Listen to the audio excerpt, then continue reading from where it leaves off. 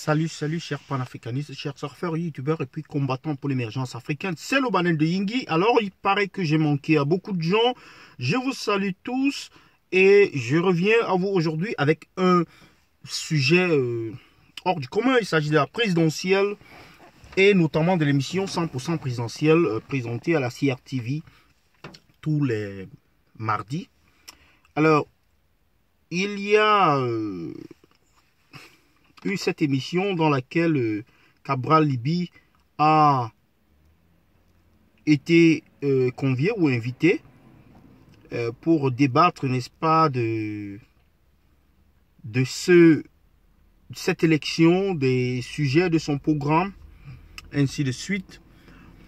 Alors vous savez la polémique qui s'en est suivie parce que il a eu à faire face à un représentant de l'autre candidat, c'est-à-dire un représentant de Paul Biya, au nom de Ndong Somhet,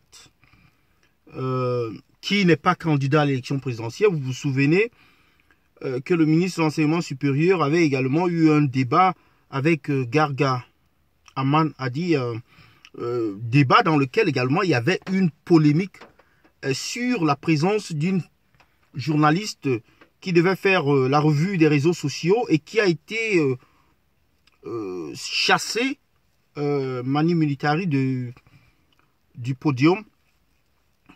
Et on s'attendait à ce que Cabral Libby fasse quelque chose de vraiment similaire hier. Moi, personnellement, je suis déçu par le comportement de Cabral Libby, c'est-à-dire vis-à-vis de cette situation. Je vais vous lire un peu ce qui est écrit ici par Paul Tuta, où il dit 100% présidentiel, Cabral Libby avait raison de se plaindre. Voici pourquoi Cabral Libby avait raison de se plaindre hier sur le plateau de la CRTV. Les règles du jeu n'ont pas été respectées par la direction de la télévision nationale. Comme l'indique le document 6 juin, Ndong Somhet est-il candidat à l'élection présidentielle du 7 octobre prochain au même titre que le président du parti Univers. Alors signé Paul Tuta, PC, le TGV de l'info. Alors ici, c'est joint, il est joint, n'est-ce pas, à ce poste, ce communiqué de la CRTV signé par Charles Ndongo. Alors je vais vous dire la ténor. Il a été fait à Yaoundé le 8, c'est le 8 août 2018. La Cameroon Radio Television remercie les millions de téléspectateurs et d'internautes qui ont suivi la première de 100% présidentiel sur l'ensemble de ses supports.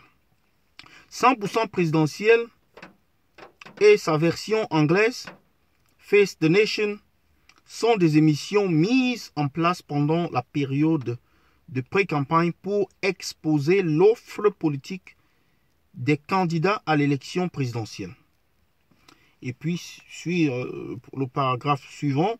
Le directeur général précise que ces espaces sont entièrement réservés aux différents candidats.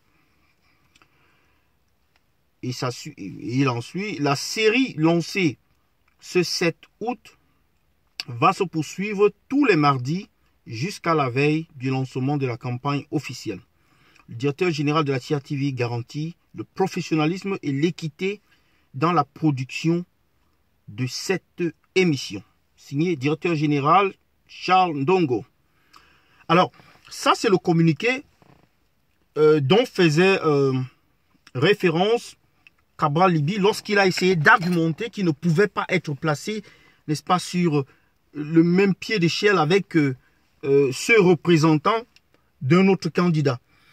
Le débat, le format tel qu'il a été expliqué dans ce document, parle d'un face-à-face, d'un espace réservé essentiellement, entièrement aux candidats. Comment se fait-il donc que le RDPC, qui a un candidat, se fait connaître par son absence et d'une manière répétée, envoie des représentants là-bas pour tenir tête à ceux qui sont candidats. Et vous voyez, ce n'est pas...